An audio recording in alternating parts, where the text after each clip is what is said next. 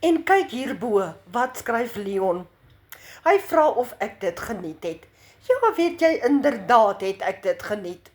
Hy skryf dit na aanleiding van my video wat ek gemaak het, waar ek en 'n vriendin buite in die tuin, in die natuur, ontbyt gaan geniet het. En dit op 'n maandagoggend, kan jy glo? Ja, want ek is by die huis. Ek het my voltydse werk gelos, want ek was so vasgevang in daardie aaklige werk, so ongelukkig, dat ek bedank het. Ek het aanlyn iets anders ontdek, wat my vriend my van vertel het. Ek het my eie aanlyn besigheid gekoop, waar ek 5 stappe 'n dag volg, binne 2 ure, wat ek my werkies doen op 'n dag. En ja, en ek kan aanlyn verdien.